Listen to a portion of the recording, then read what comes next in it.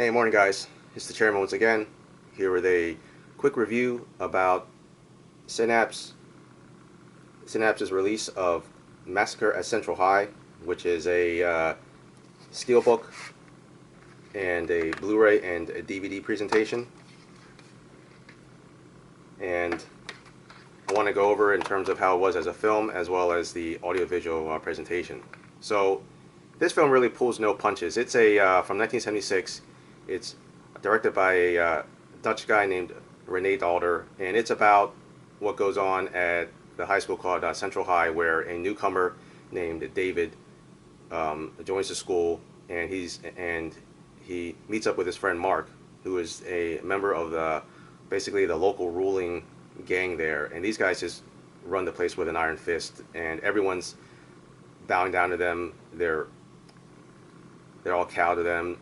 No one wants to stand up to them or even attempt to resist this gang by any means. And the leader is Bruce, and Bruce is a real scumbag, and he has his cronies named Craig and Paul, and those guys basically just follow Bruce and just basically just go along with him at every turn. So David is really close friends with Mark, so he doesn't want to reject Mark, but after a while he realizes that these guys are pretty much scum.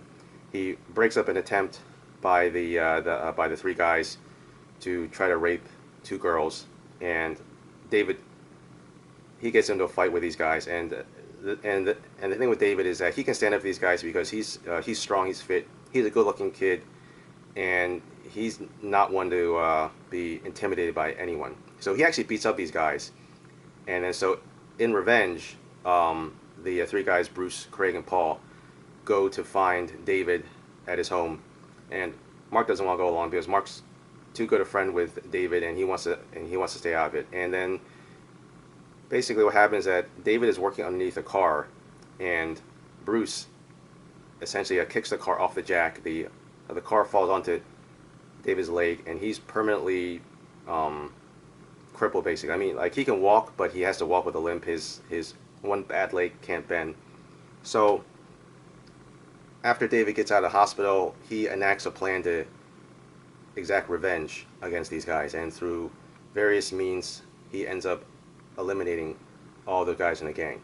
And then at first it seems great because the school's all happy. They've gotten the news taken off them. The bad guy bullies are off their neck, and things are great. But then David realizes slowly that the other kids, they're no better than the guys who were there before. They start to all talk to David and say, hey, you know, let's get together and form our own gang, and let's start ruling these guys.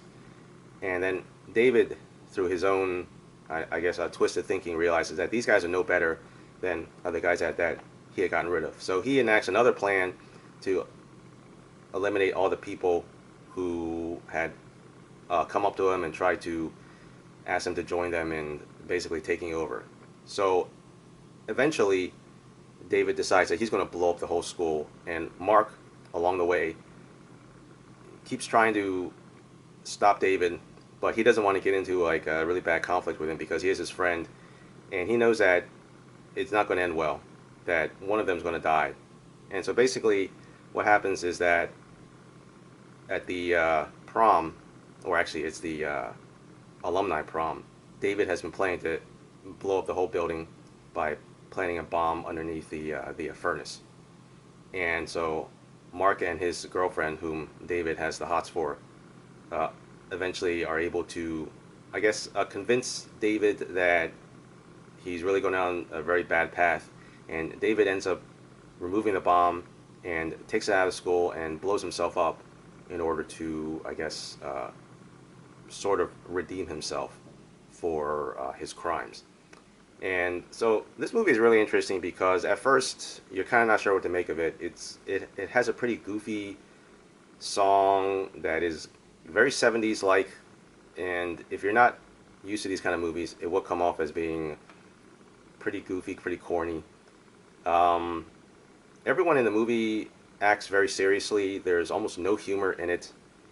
It doesn't feel like your typical high school teenager movie, especially if you're used to the ones from the 80s, like the John Hughes ones. It's everything, like everybody's very serious. Everybody looks adult, not like a teenager. But the interesting thing is that there are no adults in the movie pretty much until the end, until the prom scene.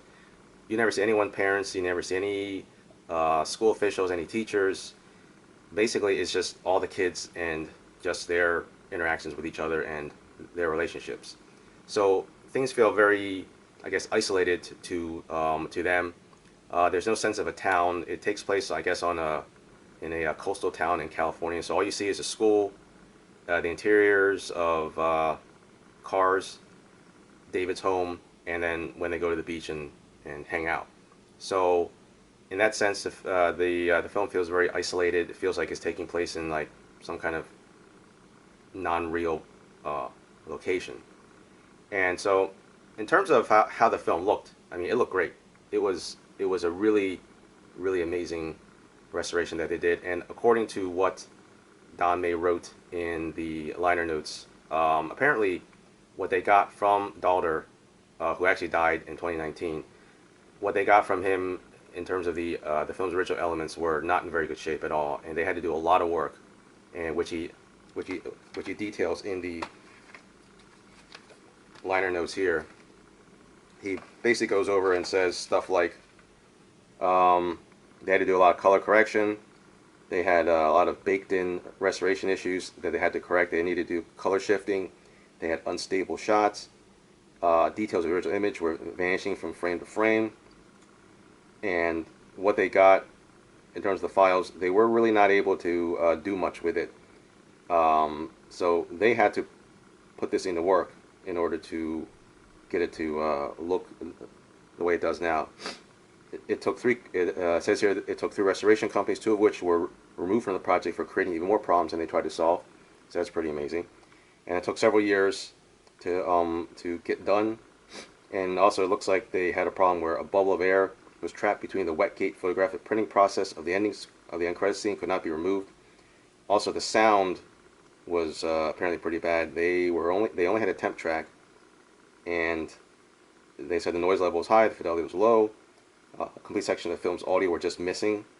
So they apparently had to go back and get a fan's rare original VHS tape release, if you can believe that. They get a brief segment of 40 seconds of audio from one scene, about 1 minute towards the end. So yeah, I mean, even though they say all that, I didn't really notice any issues with the sound. I mean, it looks amazing. It really looks like a very well preserved and restored film from the 70s. There are shots where it doesn't even really look like it was a film from the 70s. It was very bright. The color grading was very natural. Nothing looked saturated or overdone. There was grain, but nothing excessive. For the most part, the movie takes place during the daytime. I mean, there are a few nighttime shots, so it's pretty bright. For, I guess, whatever budget Dalder had to make the film, I mean, it looks pretty good. There's a lot of scenes where they're shooting inside cars. They're moving around. They have a shot where one of the guys, Bruce, is hang gliding, so they obviously had to hook up a camera to at least 2 hang gliders to take that shot, and that's where Bruce is the first one to die, and he actually falls from flying in the sky on a hang glider, and he crashes onto high tension wire. So that one scene was a little cheesy because you could tell they used a dummy to fall onto the high tension wire, but it's still pretty well done in terms of a special effects scene. So overall, I'd have to rate Massacre Central very highly. Obviously, Synapse has done another great job. They really take their time on these films. I mean, they don't put out a lot of them, but what they do put out is very high quality. If anyone's gotten a Suspiria, I have not gotten Suspiria because it's still pretty high in terms of price, even after a couple years. But obviously, they feel that it's worth it in terms of the price, based on the work that they've done and the final product. And Suspiria is 4K. This is not 4K. This is just Blu-ray. But in terms of what they started with and what it looks like now, I don't think it being in 4K would have helped a lot. So that was my review of Massacre Central High. Hope you guys will go out and get it if you're interested. And right now I'm going to go out and shovel snow because we're in the middle of a snowstorm right now. So talk to you later. Bye.